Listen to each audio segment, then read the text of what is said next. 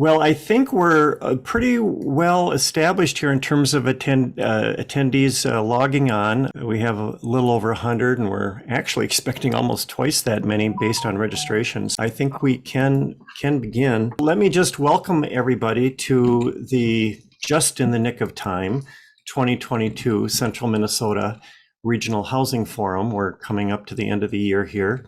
We're glad you could join us for this very timely discussion on affordable housing. I'm Warren Hansen, president of Greater Minnesota Housing Fund, and I'm pleased to welcome you.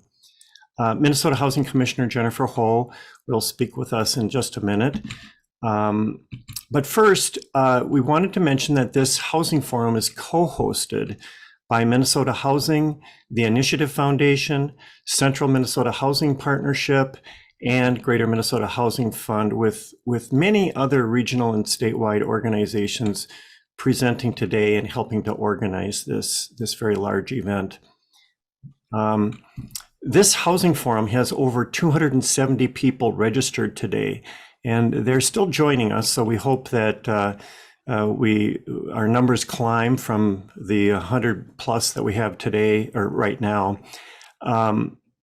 But this may be the largest regional housing forum we've held in the past 20 years. And that actually bodes well for advancing affordable housing of all types in the cities and counties in the central region, as well as statewide. When you registered, and you can see this on the screen, we asked what types of organizations and sectors you represented. And so we always like to share this information with the group just to give everybody a chance to see the mix of who's here today. And it's quite a diverse range, somewhat common or typical of these housing forums. And as you can see, we've got a very large number of housing development and human service organizations working in the housing space, about 90 of those people registered.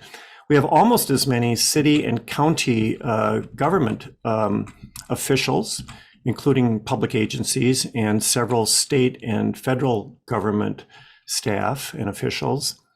A good number of funders, always nice to have the funders in the room. That includes foundations and the Initiative Foundation, CDFIs and lenders, and other community leaders not affiliated with any particular organization, and some education sector folks and some healthcare system people. So quite a strong base, a diverse base of housing champions.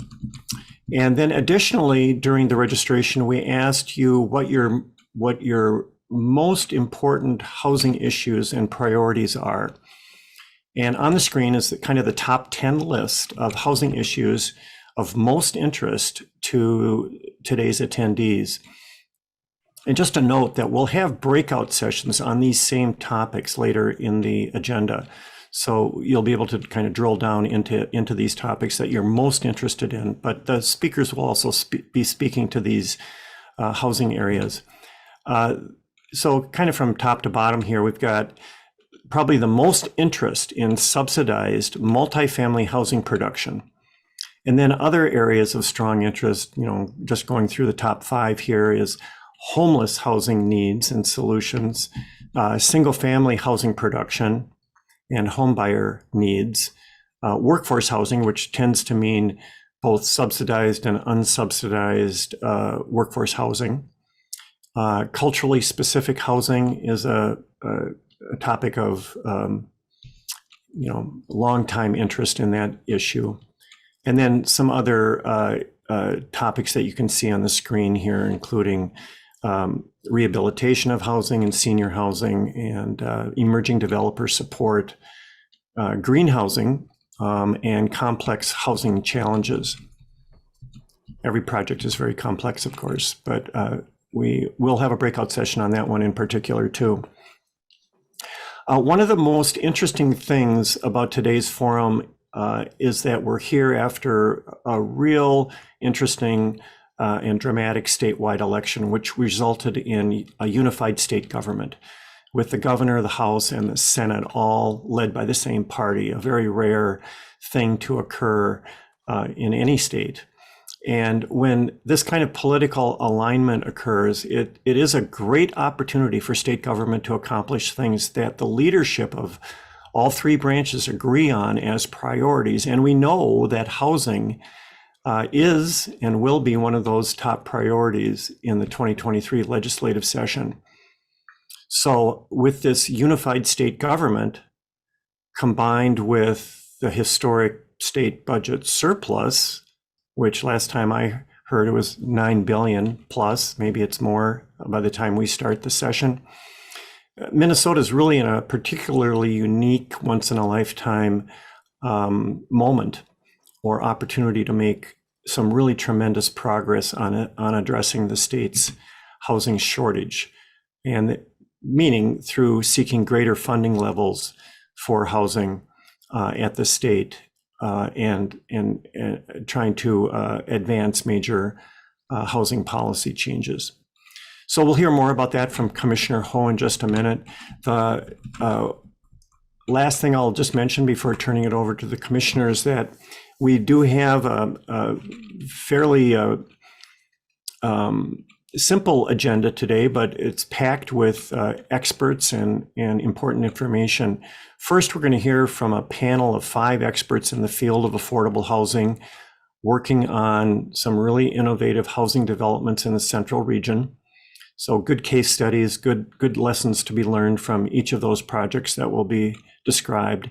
Then we'll also have a housing policy update from Minnesota Housing legislative staff and the Minnesota Housing Partnership legislative staff. And we'll have a few words from the funders who will share some information on new funding programs at Greater Minnesota Housing Fund, Minnesota Housing, and MHP. And finally, we'll have a set of small group breakout sessions where you can talk with funders and program staff and developers on the topics that are of most interest to you. And those will be facilitated. We'll have somebody in each of those meetings to facilitate that session. So without further ado, I'd like to welcome Commissioner Jennifer Ho. We're thrilled to have you with us this morning, Commissioner. And just a word to the group. Really, Commissioner Ho is our biggest affordable housing ally at the Capitol and has maintained this essential bipartisan support for affordable housing among both sides of the aisle for years. And we're excited to have you with us and leading us over the next 4 years. So Commissioner Ho, I turn it over to you. Well, I mean, thanks for that, Warren, and thanks to the whole team at Greater Minnesota Housing Fund and all the sponsors, everybody who's here today. I've got some Minnesota Housing rock stars who are here today with you, and I was looking over the list of panelists and stuff for the morning, and you are the partners that make what we finance real. So I just so much gratitude to the work. I feel like we have been through, or still are in, really kind of a grueling chapter as housers and the sponsors of housing. And with all the pressures of the pandemic and all the pressures of what's happening in the economy and supply chain and all of that stuff. And so, you guys are the heroes who managed to get the shovels in the ground and get the ribbons cut. So a lot of gratitude to everybody for making time to come today. And I think just I see 131 folks in this morning, and given everything that competes for your time, I just think it's a fantastic turnout. I am like so excited about having the opportunity to do this job for 4 more years. I can hardly contain myself right now. I feel like my first year as commissioner was fun, and the last 3 have just been hard. And I think the 2023 legislative session is going to be game changing for housing. And I can promise you that the governor, lieutenant governor, and I are going to start the conversation at the Capitol with a go big budget for housing, kind of beyond even what my wildest imagination was for what Go Big meant when I started this job 4 years ago. But as Warren mentioned, there is this at least this one-time funding surplus. We're going to see the November state budget forecast that comes out next Tuesday. So we'll see the details on that. I don't get to preview it, but my expectations have been managed by the governor's office and Minnesota Management and Budget. There is going to be a lot of one-time money, but the recessionary pressures for the future mean that there isn't a lot of long-term money. And so construction and preservation, housing production has always been a good place for the expenditure of one-time funds. Obviously, we're interested in growing our base funding as well, especially when we fund things like housing stability, family homeless prevention, housing trust fund, any rental assistance. We know that that's not a one-time affair, that's a long-term affair. But we're really excited about the potential in this budget. And my hope is that, looking over your priority list, whether you're doing housing for people experiencing homelessness, a multifamily developer, you're involved in preservation, single family production, home ownership counseling, senior housing, any of the things on that list, I think that the amount of funding that's available is big enough that we're not fighting over small amounts of money, that we can work together so that we can secure large investments across the whole housing continuum. There is not a part of the state that I have traveled into where local elected leaders, local nonprofit champions, local legislative representatives and senators have said to me, "Oh no, Commissioner Ho, we don't need more of what you do." I mean, we have housing needs in every single community across the state. And thanks, Warren, for mentioning, housing has always been a bipartisan issue at the Capitol.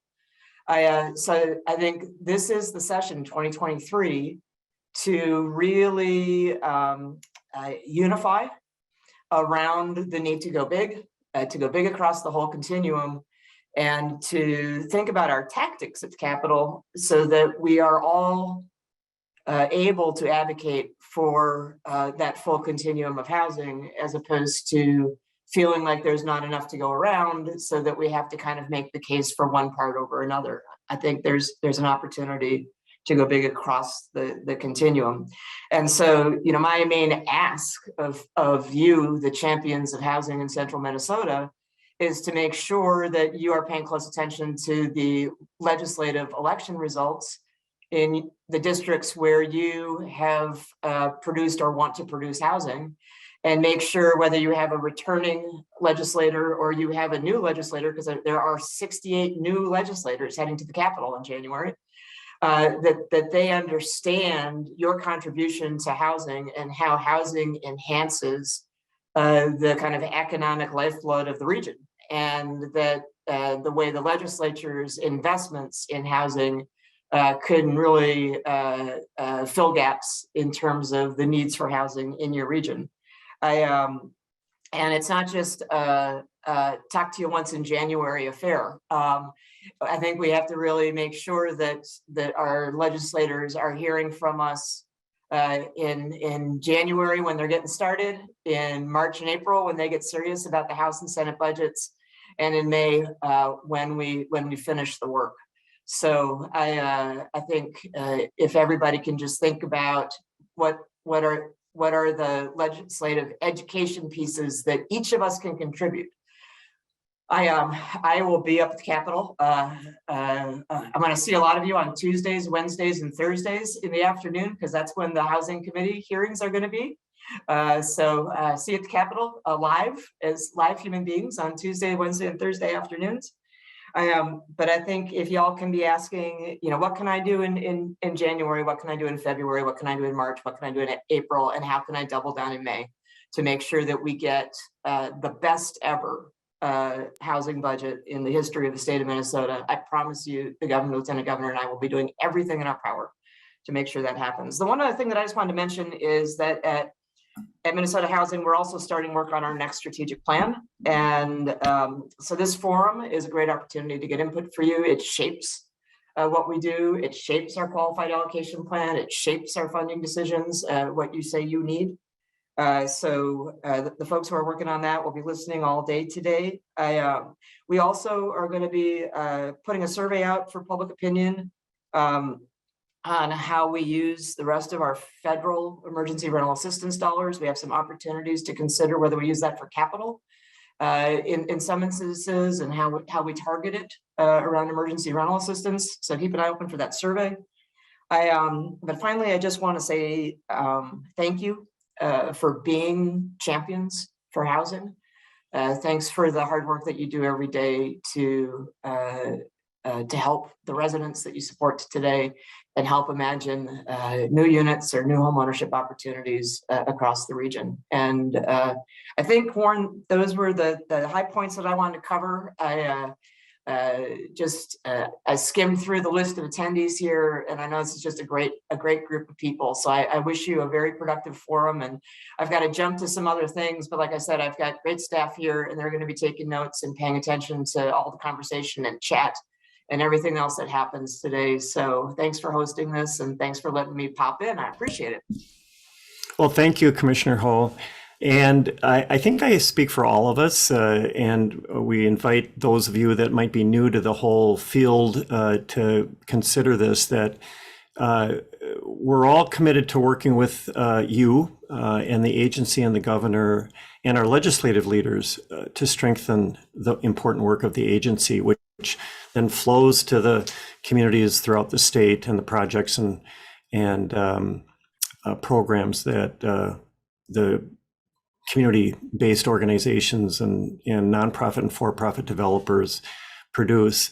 And I believe that we have the best, I say this at the legislature often, we have the best housing finance agency in the United States. It's got bipartisan support, as the commissioner said. It's well-funded, relatively speaking, along with or compared to other states. And we have a great foundation to build on. And so it is really a once-in-a-lifetime opportunity, this legislative session, to work together and to make these advances. We're going to move on now to our panel of developers and projects and initiatives that are going on in the Central Region. And this is a great opportunity for all of us to learn from each other. We all always feature, 3 or 4 or 5 different projects and initiatives because they're new every year. There's always advances being made and innovation occurring in the field. And by hearing these stories and how people accomplished difficult and challenging developments, it really educates and informs us and helps us all, I guess, to be inspired and also to learn from each other. So just a real reminder here that we aren't going to be able to do questions during the panel presentations. We'll just get through them all. If we have time at the end, we will entertain questions, but in the meantime, as you're hearing the speakers, feel free to use the chat to ask questions, and the speakers may actually see that and try to respond during their presentation. But what we'll do is we'll kind of filter them a little bit and highlight those at the end if there's time. And then if you keep yourself on mute, we'll have the best experience for everybody. So here's a little bit of a rundown on the speakers. We're going to hear from Don Hickman, Vice President for Community and Workforce Development at the Initiative Foundation, and he will discuss multiple Main Street housing and commercial revitalization efforts in cities, in towns in the Central Region. And then we're going to hear from Sherwa Adan, the Executive Director for the Central Minnesota Community Empowerment Organization, and he will share perspectives on advancing equity and fair housing in St. St. Cloud's Somali community.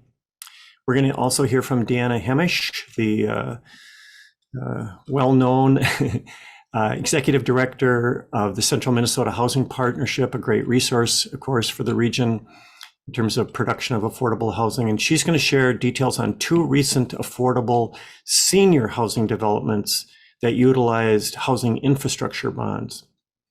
I want to mention that we'll also hear lastly from Hannah Klemick, Big Lakes City Administrator, and she will provide updates on Big Lakes' very, very successful local housing developer attraction activities over the past many years, and has really just enabled a Big Lake to attract all kinds of housing production. We were going to hear from, I'm going to mention this because I think it's exciting and something that we can look at individually if we want to. We were going to hear from Mike Hoegberg, who's the president of Headwaters Development, which is a for-profit entity, a private company. And he was going to share some information on a project that he is working on using factory-built housing coming out of a new housing factory called Advanced Volumetric Alliance, or AVA, based in Albertville. And we were very excited to hear about this initiative. We'll put a link in the chat for that company. But he has called in sick, so we won't be able to hear from Mike about this factory-built housing work that is kind of coming into the forefront right now. So that's what we have in store here on this panel, and I'm going to turn it over to Don Hickman. And Don, thank you so much for giving us the benefit of your observations today. Thank you, Warren, and it's an honor to be here. My agenda says this is a panel of experts, and I want to be very clear that my colleagues are the experts. I just get invited because I'm a funder. My guess is that the majority of you are from my region, but let me introduce the Initiative Foundation before I go any deeper at all. We are a 37-year-old regional community foundation serving the 14 counties, 163 cities, and 2 sovereign tribal nations in central Minnesota. We are one of 6 initiative foundations that serve all of greater Minnesota. So if you are not in my service region, but want to know my peer, drop me an email and I would love to introduce you. I've been with the foundation longer than all but one staff member. And again, I am not a housing expert, but I love to solve problems. And so let me tell you a bit about the tools I have at my disposal. The Initiative Foundation has nearly $100 million in total assets. 20 million of that is in our role as a community development financial institution, or CDFI. We provide gap lending as a charitable activity. That doesn't mean the money is free. We don't want to compete with local banks. But if a project is riskier than local lenders are prepared to loan to, we're happy to come into a second position, which tends to make everyone very happy and sometimes does result in lower interest rates, or if it, at a minimum, enough capital to get projects to proceed. That's not my side of the shop. I'm the grant maker. Generally speaking, in recent years, I go into the year with about $500,000 of discretionary grants for economic and community development. That's actually not very much money when you do the backwards math of 14 counties, 163 cities, 2 sovereign tribal nations, and all the nonprofits that serve them. So for many, many years, we've had a strategy of trying to use those discretionary grants for early stage, innovative feasibility analyses, emerging stuff. When I first joined the foundation over 20 years ago, we routinely matched any local unit of government with housing feasibility analyses, attempting to show that there was enough demand that there should be more housing available in any community. And I quickly grew frustrated with that because, as a rule, the answer was always, it's true, but we often didn't see change in behavior or increased investment as an outcome. In recent years, we've tried to be a little more creative ourselves. And if there's nothing else you take from my moments here on the panel, it's I love to hear new ideas and new pitches if someone's creative. So as Warren said, I'm here to talk about some of the initiatives that we've supported, some which were more successful or less, and some that are emerging, and some that could even be agenda items for the legislature in the coming year. To receive a grant from us, you need to be either a local unit of government or a 501c3. Generally speaking, there are exceptions, but generally speaking, the only time a for-profit entity is grant eligible is for recovery from a declared natural disaster. This last two and a half years of COVID, that has been the rule. We've distributed over $20 million in small business relief grants on behalf of DEED. So there are exceptions. I'm happy to talk to anybody, but for the purposes of this conversation, generally speaking, I need a LUG or a 501c3 at the table.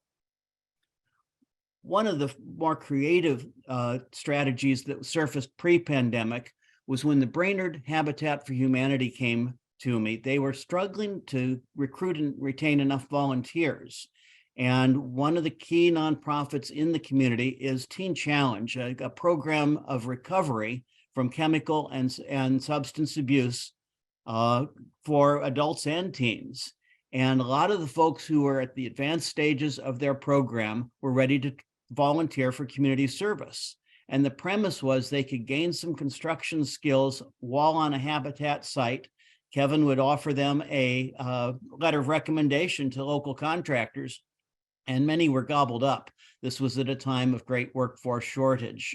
If nothing, even if they didn't stay in region, in the community, they'd gained some skills and provided work with dignity. And it was a wildly successful program. And generally speaking, I don't like to reprise any great idea that's already been documented as successful, but that was such a good one. If you've got an opportunity like that, I'd talk to you.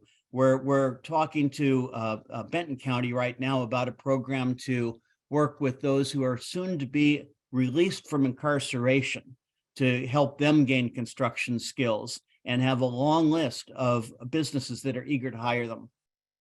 Another oddball strategy that we embraced is we've done a lot of work in natural disaster preparedness, response, and recovery. And the Center for Disaster Philanthropy out in Nashville gave us money to work with the Leech Lake Band of Ojibwe. They looked at the community and concluded so many people on the reservation were experiencing housing insecurity that it's very hard to talk about disaster preparedness without investing in basic housing needs first. So they gave us a grant of $50,000, which we were allowed to use to cover the closing costs of housing for more than 10 families. These are folks who had been housing insecure, but by putting down the closing costs, the band was able to provide them tribal housing and make them homeowners. They have to attend homeowner training classes. They'll keep up the equity of their home. But for the same cost it is to house the homeless, these folks have now transitioned to very stable housing, and very excited about that one. Another idea I'm actually still fishing for someone to chew on is I have been challenging counties to inventory tax forfeited land, particularly near infrastructure, and also ask which units of government would consider selling or giving that to developers for affordable housing. That would change your business model. If you weren't covering land costs, it could really make a site more attractive, and it would get the properties back on the tax roll. I actually have thrown out the figure of $10,000 to any county that would tackle that. We could negotiate if you were a city instead, but I am optimistic that that might unleash some affordable properties that could be used for housing. I probably should have mentioned, you heard my title as Vice President of Workforce and Community Development. Between childcare and affordable housing, I don't know of two greater bottlenecks to economic growth for our region right now. We are leading the state in the non-metro category in job creation, but employers won't stay in central Minnesota if they can't find workers. And so both childcare, which I spend a lot of time on, and affordable housing are urgent needs. Because we're actually doing quite well, but it's not sustainable if we don't find more housing. Probably the primary reason Warren invited me to speak to the panel is last year we were awarded $4.5 million from DEED for the Main Street Economic Revitalization Program. This is being allocated across 6 communities. It was part of the COVID response legislation passed 2 years ago. 2 communities, Long Prairie in Todd County and Brainerd in Crow Wing County, had identified that housing was a key investment that they would like to elevate. Brainerd has allocated just under half of their total grant to provide 30% match to private investors for commercial housing. I wish I could tell you how many units that will result in. I will actually know that very, very soon. But between 2 separate developers, there are nearly a dozen different units of receiving this 30% match for design, construction, demolition, or rehabilitation, with the premise that by restoring housing in the downtown corridor, you are increasing workers for the other businesses and traffic to lift all boats in the economic tide. And I thought that was a really inspired strategy on the city of Brainerd's part. I don't think that's actually what DEED or the legislature had in mind originally, but we've explored this repeatedly from all angles, and it seems to be a legal use. None of us have gone to jail yet. And if I get to speak to you a year from now, I'll let you know how successful it was. If nothing else, that 30% match is leveraging 70% private investment and made projects far more affordable for the 2 developers that are developing multiple units of housing. The other community that had identified the same strategy is Long Prairie in Todd County. Long Prairie is one of my favorite, I suppose I'd better say 14 favorite county seats, but it's a fascinating community in that they have more good paying jobs than they have housing units, and that clearly is not a sustainable balance. Even more interesting, there's a beautiful historic downtown area with a lot of abandoned or underinvested properties that at one point had represented mixed-use housing above commercial space. And they have had several grant applicants that are new Americans, Latina investors who want to put the housing upstairs and commercial space downstairs. And again, I think this is a really, really exciting strategy. One of the interesting lessons for me was that many new Americans just aren't as familiar with our regulatory processes. So they had come up with business designs that said, if I can put this many units upstairs, this will cash flow, prior to talking to planning and zoning. And that's led to some interesting conversations and at times bottlenecks. And that reminds me of another thing, strategy or idea I'd like to plant in the heads of local units of government. If you need to hire expertise to look at your planning committee, your comprehensive plan or zoning ordinances, or to mediate surface special exemptions or with offsets that you weren't violating safety code standards, et cetera, I would share the costs of that with you as well. I think most of us love the idea of new investment downtown, recruiting, retaining new workers, including from new Americans, but often our regulatory processes here are new, if not a mystery to them, whether it's language or just not having run into that level of codes before. And so we've gotten to partner with several culturally diverse partners like Central Minnesota Community Empowerment Organization, Latino Economic Development Center, et cetera, to make sure that language is not the barrier, that the entrepreneurs feel represented. But I am equally interested in helping cities feel that they have the tools to figure out what is reasonable compromise, how can we help these people succeed, et cetera. I think I can wrap up there. I'll tell one more story as a way of introducing the next speaker. that when the pandemic began, I got a call once again from our friends at the Center for Disaster Philanthropy that said proximity to a meat processing facility is probably the best predictor of risk of COVID of anything in the nation. And our friend Shirwa Aden at the Center for Central Minnesota Community Empowerment Organization, a Somali-led organization, received a significant grant thanks to the support from some CDP to work with workers in the meat processing plants, help them find housing or rental assistance if they'd been laid off work. And because so many are new Americans, he had a level of trust and understanding that had old white guys showed up would just not have occurred. And I'm deeply indebted to his partnership. As his colleague, Jama Alamad once said to me, we come from very big families and we tend to live in very small housing situations. If one person comes home sick, we're all sick very quickly. And so I learned an awful lot from Shirwa about how to support our new American workers. Warren, I don't know if you had additional introduction to Shirwa, but I will yield the floor. Thanks, Don. That was great. And before we go to Shirwa, I just wanted to underscore how interesting and intriguing it is, and rare, I think, for a funder to assemble resources from other agencies to focus on Main Street revitalization that includes housing. It typically is really focused exclusively on economic development.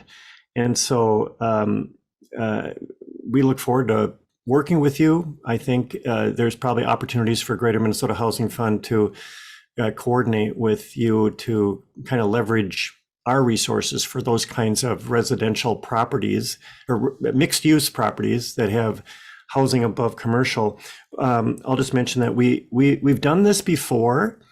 And I would only flag, and it's an important strategy that these are tend to be very small entrepreneurial kind of ownership situations with kind of a property management component for tenant leasing and so forth. And sometimes those challenges need a little extra support in the long run, or at least to get stable. And but we would also be willing to support or complement what you're doing and what you see happening on Main Street. And with that, I am going to welcome Shirwa Aden, the Executive Director of the Central Minnesota Community Empowerment Organization. And Shirwa, it's all yours.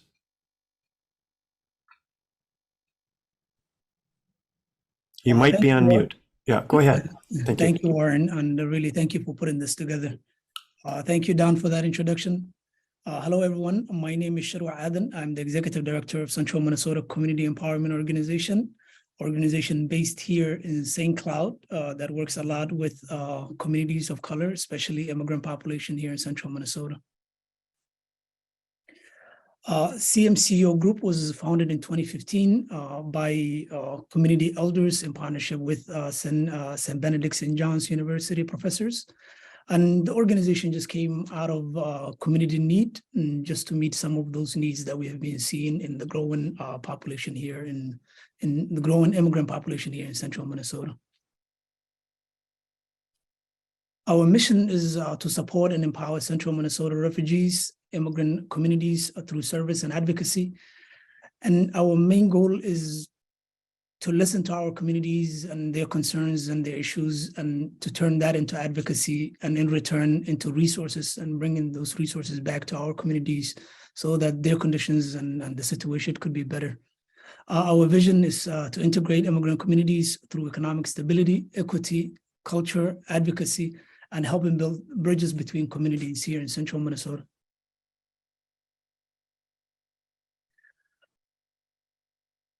As an organization, we do a lot of different work, but our core center or our main work is our community centers. We have two community centers, one here on Division Street in St. Cloud, and another one in a largely residential area immigrant communities called La Cruz.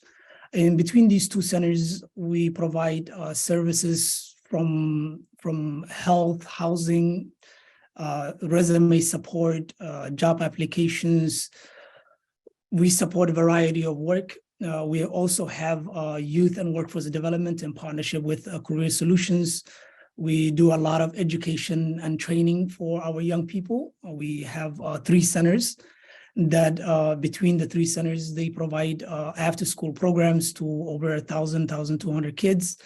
We are partners with health partners and Blue Shield Blue Cross in meeting our community's health and wellness needs.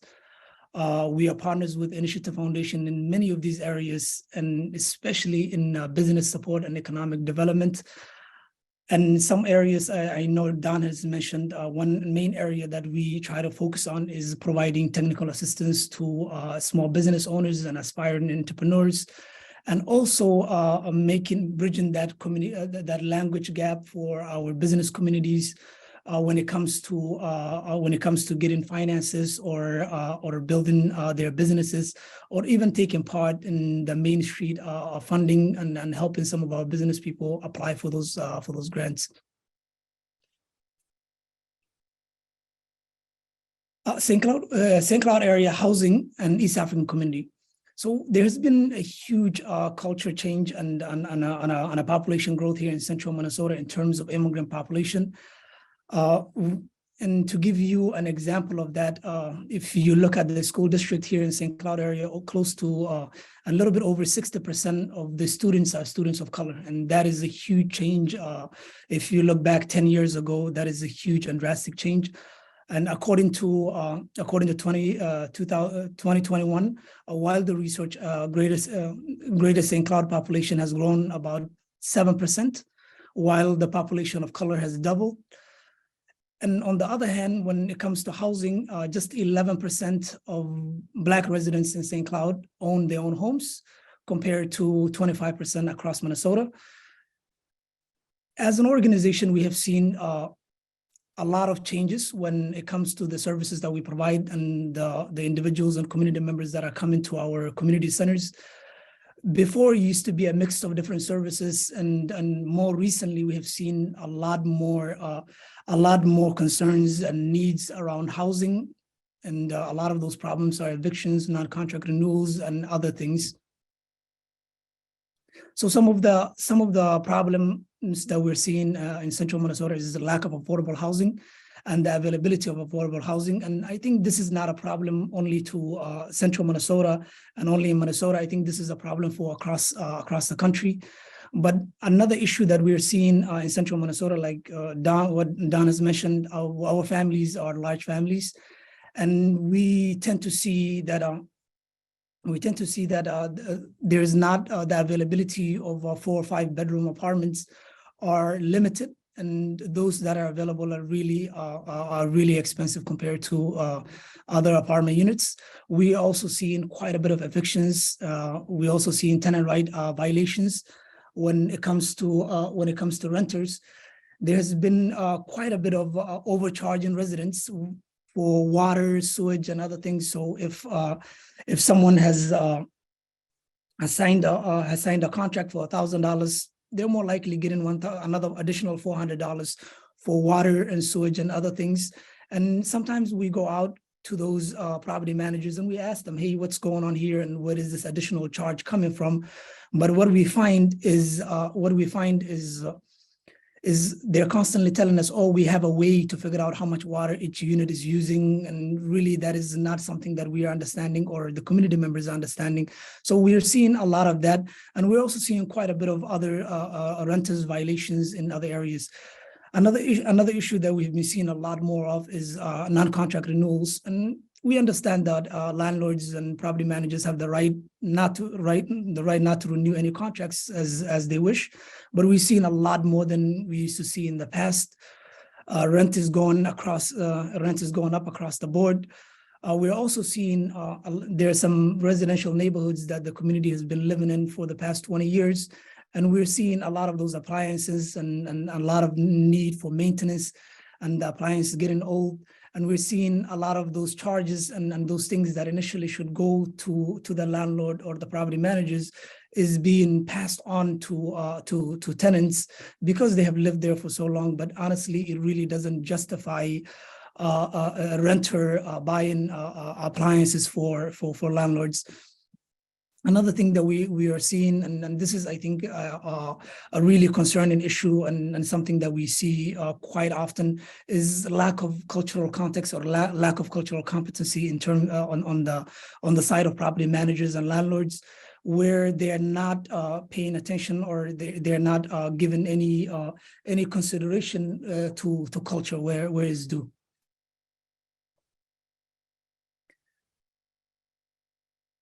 In our community, we have recently seen quite a bit of interest in owning and becoming homeowners, but that interest has come with some perils and complexity. One of the main things that we're seeing is a lack of understanding for the home buying process. Another area that we're seeing is also limited understanding for the financial processes. Another huge barrier is, in our community, interest is prohibited, and a lot of the community members are staying away from the interest, and a lot of the almost all of the financial institutions are built on interest. So that has been a huge barrier. And as a community, what we've been trying to do is we found quite a few interest-free or religiously compliant financial institutions, and we've been trying to do our part to get community members connected to those resources and to let them know not to be discouraged with the interest piece.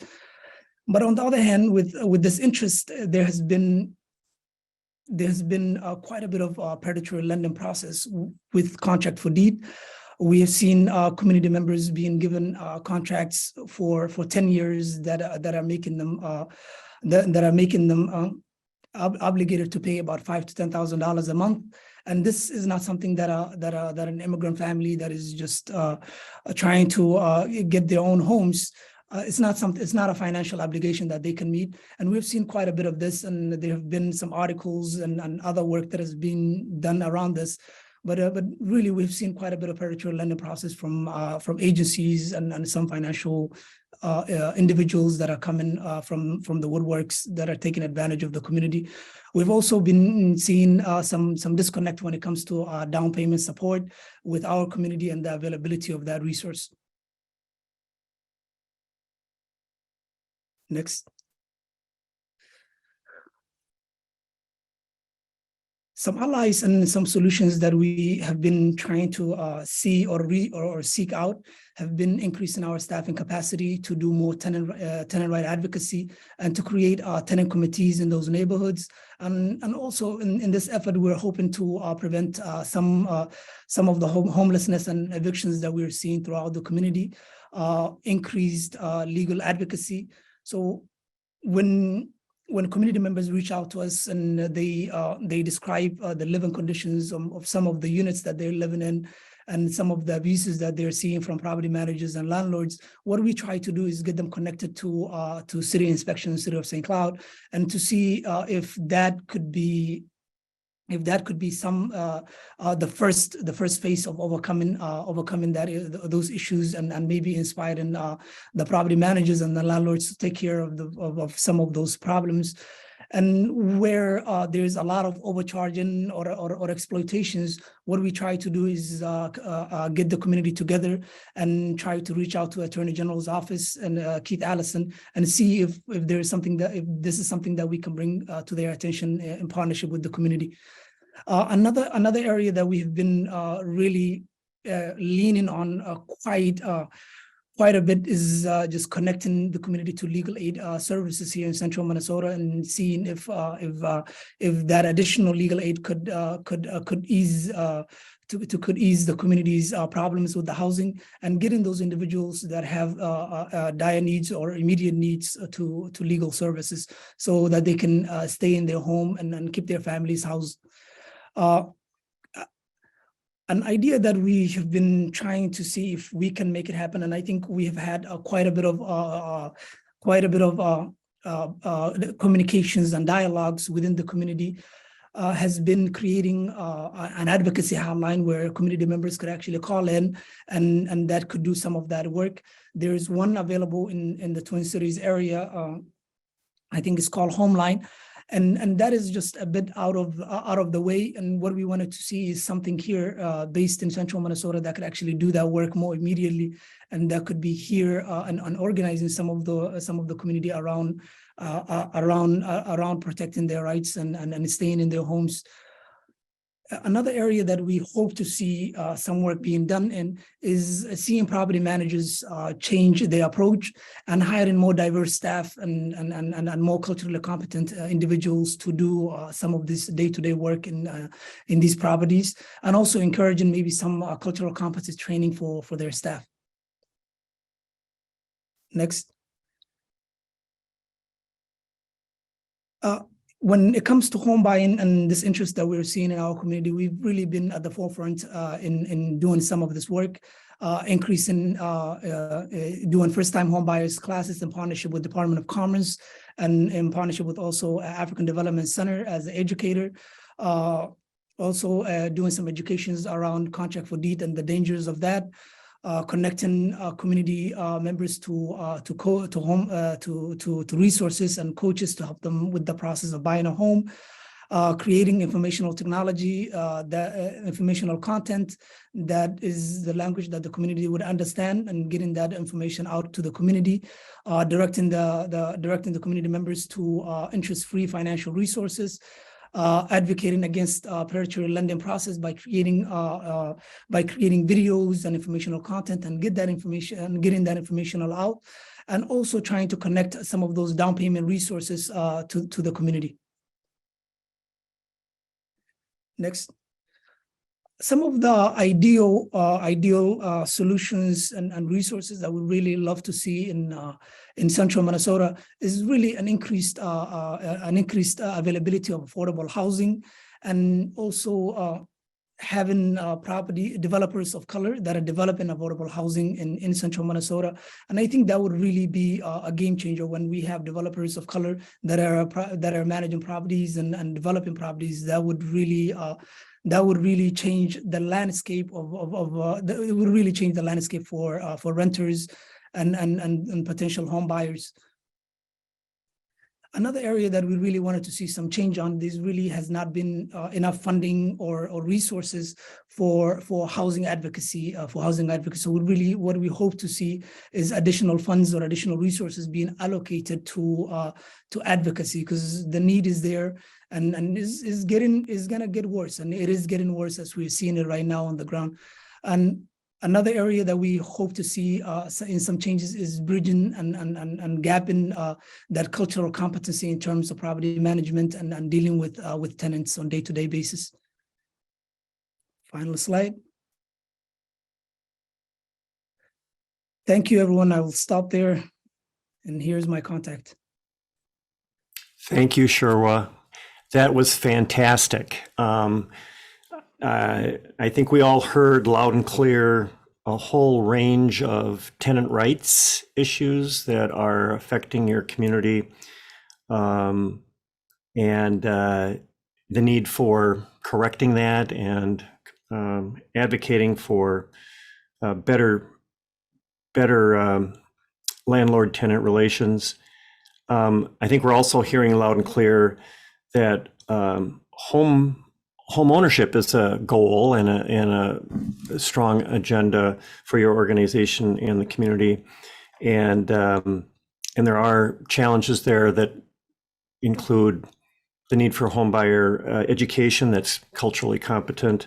I know that there are partners that you probably are already working with through the Homeownership Center, but that's an area where a lot of work needs to be done, and the state also wants to participate in those solutions and has resources dedicated to that.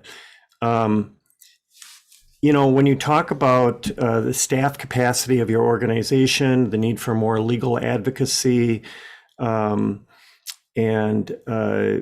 even support of emerging developers of color, those are really, a long range programs and activities that would require, I think, a good working partnership. So I know that Greater Minnesota Housing Fund and other housing organizations would be very interested in working with you on those kinds of programs, as well as the advocacy work that many of our advocacy partners are working on. So thank you, Sherwa, for that really great overview and agenda. We want to move along. We're probably just a little bit behind, but we're ready to hear from Deanna Hemish, the Executive Director of Central Minnesota Housing Partnership. And Deanna, I'll just turn it over to you. Thank you, Warren. Thanks for having me. I am the Executive Director of Central Minnesota Housing Partnership. We are a private nonprofit organization. We work on providing affordable housing in 16 counties in Central Minnesota. We currently own 35 affordable rental projects throughout our region, which include just over 900 units of affordable housing. Today, I was going to look at two specific projects that we have done. These are 55 and older projects, so they are, I guess, senior projects, but 55, the closer I get to 55, the less I would like to call them senior housing projects. So the first one is Heritage Court in North Branch. This was the construction was completed in November of 2022. Actually, I think we are getting our certificate of occupancy today. So that would be December of 2022. We currently are taking applications for this project. The city was one of the people that requested we come in and do an affordable project for seniors. So this was what we came up with. It is called Heritage Court. It is 32 units of housing. It does have underground heated parking. It has adaptable units so that tenants can age in place. So there are parameters that we have set in the units as well as in the community spaces that will help them stay living in their units longer. There is a community tub room if they have hip replacement surgery or whatever the case may be, that they can soak in the tub. It's a jacuzzi tub. Community room, there's in-unit washers and dryers, a community garden, a pergola. There's a site trail on the site so that people can walk through the trails and get some exercise. We do have a part-time tenant coordinator on site that will help them with their needs, and those needs might be connecting to Dial-A-Ride or connecting to Meals on Wheels, or just having someone to talk to for a little bit, or figuring out their paperwork and getting them through that process. So those are the things that are available on the site. There are income and rent restrictions that apply to that project. The proposed rents for the 1-bedroom with a den is, oh, I have this wrong. Yep, their proposed rent for the 1-bedroom with a den is $917 a month. And then the 1-bedroom with a den that is for lower income people, we have at $529 per month. There are additionally extra storage areas in each one of those buildings. So the financing for Heritage Court Apartments was funded through Minnesota Housing Finance Agency. They provided a first mortgage of $881,000. So we will continue to pay back those dollars through our rental revenue that we receive. Investor equity, which would be a 4% low-income housing tax credit equity. We sold the tax credits to our investor, which was National Development Council. That generated just over $3 million. The sales tax rebate of $212,000, the energy rebate of $15,000, and then housing infrastructure bonds of $5.8 million. The total development cost of that 32-unit project was just over $10 million. That include all our soft costs and all of our hard costs. But we definitely couldn't get that done without community support, and the city of North Branch has been very supportive of the project and very helpful in getting that project funded. They reduced the land costs. We bought the parcel of land for $38,000. So that helps them received some of their money back, as well as helped us get a really reduced land cost to help build that project and keep our costs down. They also reduced some of their fees, their park dedication fees, their sewer and water access charge fees, their water and sewer trunk fees were also reduced. So that helped keep those costs down and help us to make sure that we can keep those rents affordable for low-income people. There was a large amount of assessments on that property. The city did come in and they made it development ready. So they had a large amount of assessments on the project. And because we were coming in with an affordable housing project, they eliminated all of the assessments that were due on that property. In addition, we got 38 letters of support. Those letters of support came from places like Catholic Charities, their Meals on Wheels, Chisago County Senior Center, Central Minnesota Council on Aging's Family Pathway, Chisago Age Well, Region 5 Development Commission, Region 5. I forgot their name now. Sorry, Community Matters. And then there were a couple of people who decided that they would like to come in and provide exercise classes for the seniors that are there. So the community space can be converted into exercise rooms or areas where they can play games or do community puzzles, that sort of thing. Okay, next slide. Creekside Manor in Buffalo is our project that we are hoping to break ground on in April of 2023. Again, it's in the city of Buffalo, and that city was great to work with on this development as well. Next slide. These are all 1 bedroom with a den. There are 40 units of housing for people who are 55 and older, and a lot of the same things. Underground heated parking, adaptable units so people can age in place. There's the tub rooms, the community rooms, the in-unit washers and dryers. We also have a part-time tenant coordinator on site with this project. We are working with Wright County Community Action on that process. So they will provide the tenant coordinator at that site. There are income and rent restrictions that apply for this project as well. The proposed rents for a 1 bedroom with a den are between $601 to $950. And the 2 bedroom are $712 to $1,110. So we did work very closely with a group of people in the community to help design some of these features. And so when we worked with that group, they came up with ideas. People who were 55 and older came up with some ideas to improve the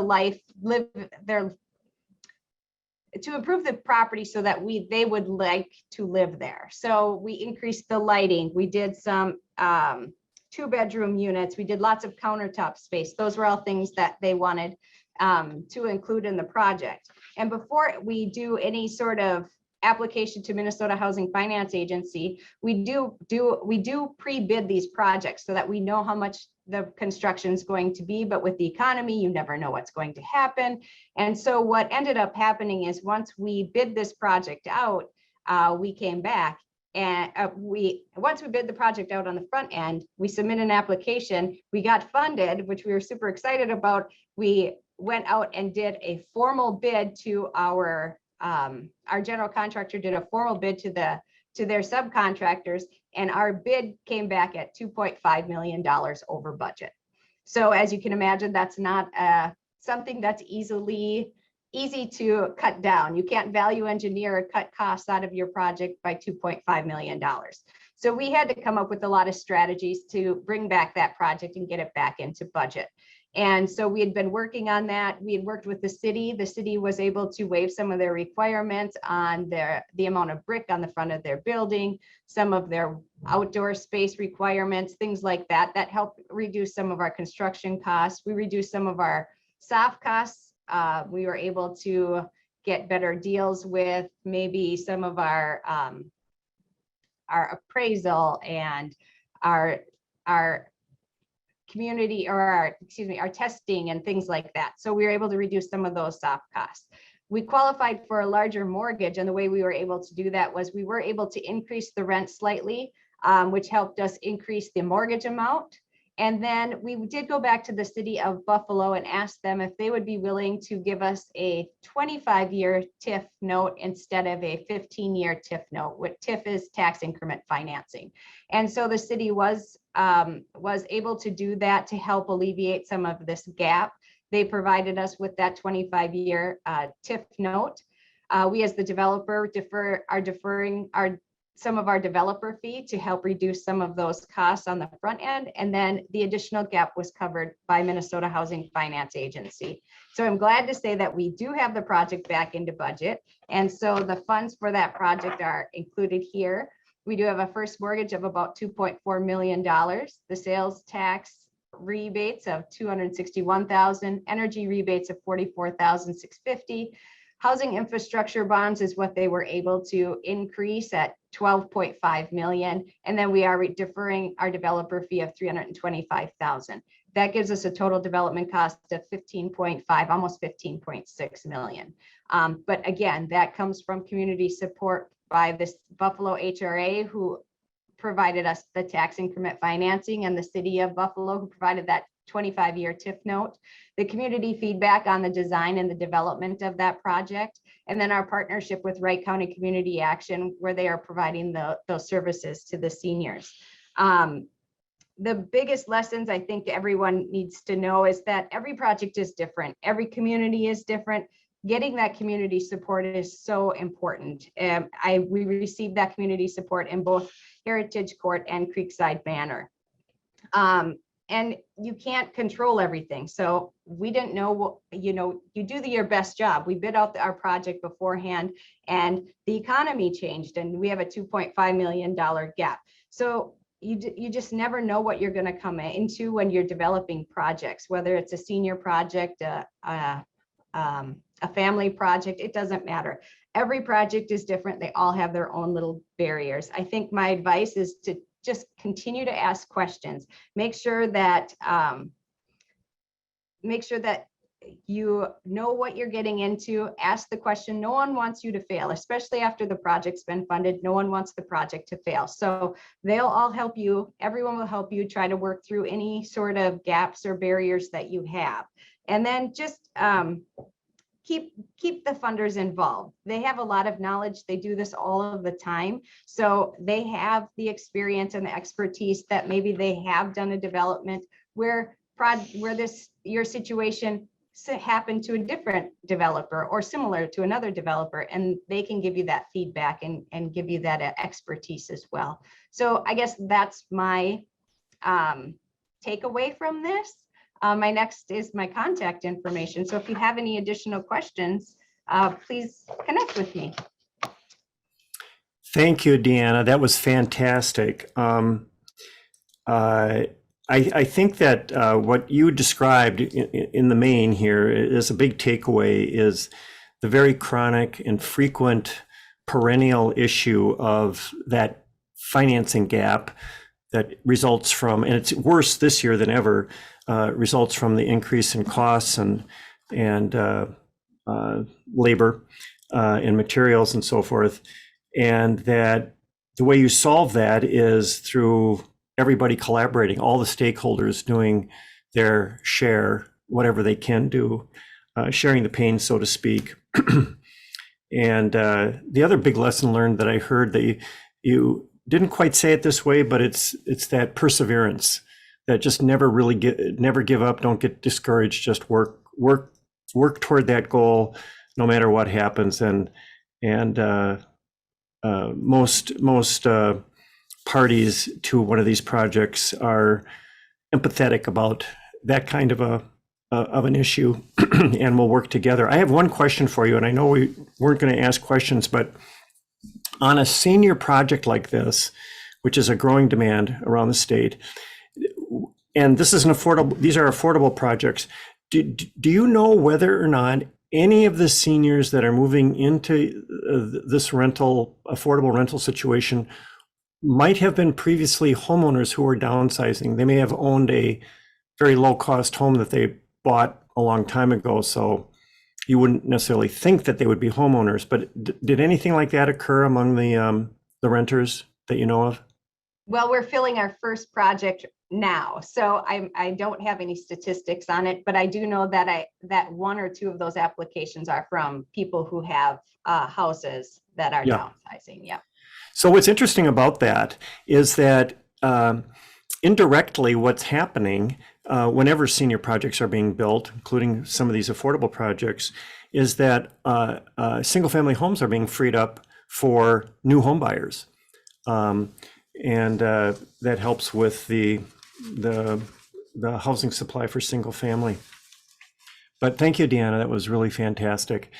We were going to hear from Advanced Volumetric Alliance and Mike Hogberg from Headwaters Development.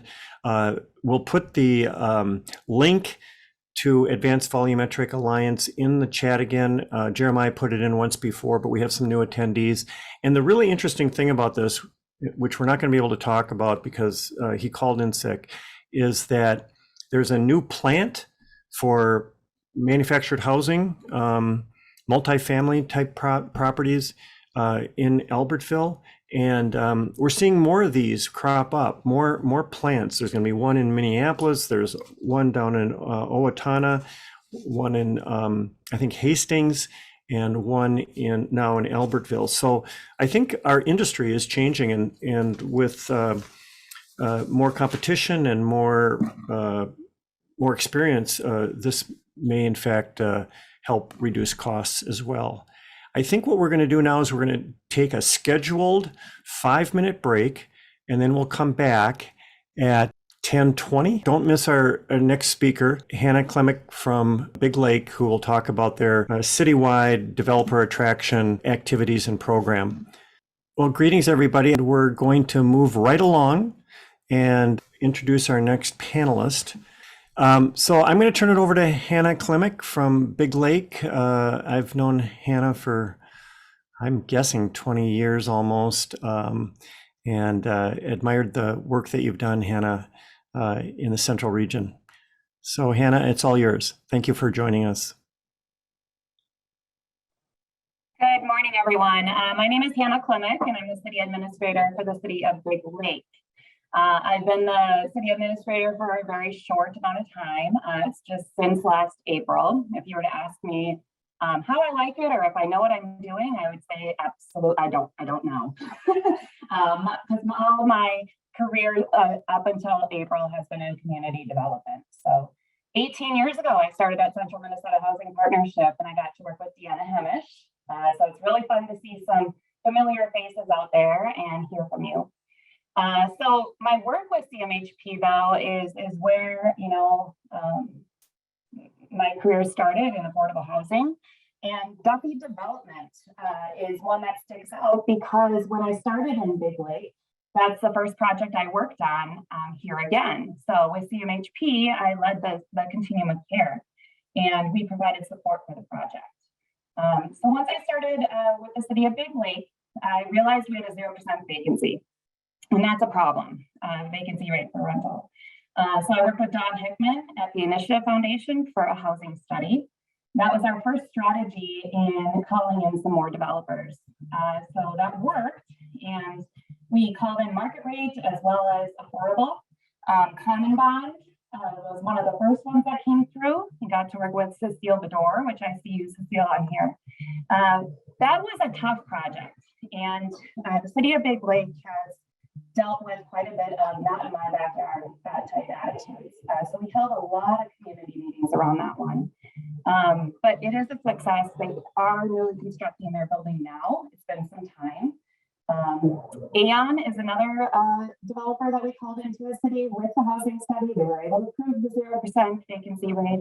That'll be a senior complex, 55 plus. It's been noted before on this panel that all communities are looking for senior housing. We need more than this even, but this is a great start. So after we're being 55 plus seniors, we are welcoming into the community, or maybe they'll even be moving out of their homes so that we can preserve the housing for new families.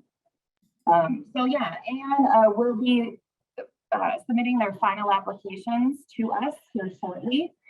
So we'll look at that for a 2023 project that will break ground. Say, Hannah. Yeah. Yeah, it's Warren here.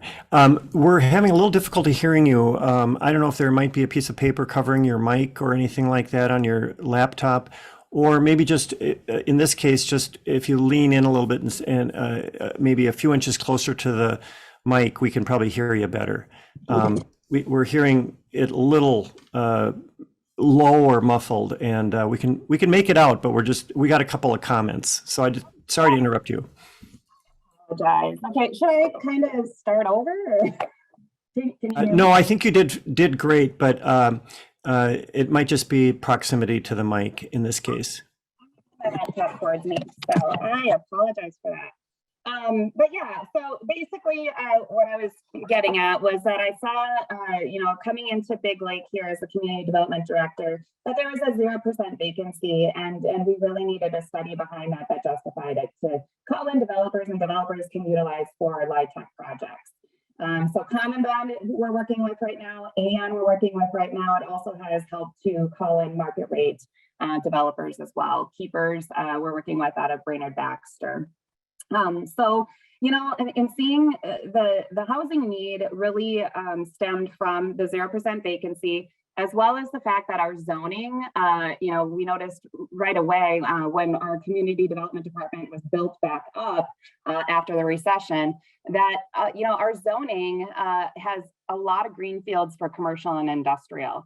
And so, what I think of then is, well, we're going to have a lot of employers who come in, and the housing developers need to know that. So that was a story along with the 0% vacancy. We have a lot of room for development, a lot of room for new employers in the area, and we are going to need housing to support that. Plus we have seniors in the area that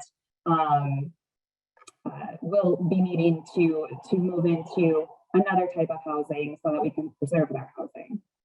So other than, focusing on housing, there are like guerrilla tactics here that I've realized, and every action that we have has a consequence. So focusing on business has been probably one of the most,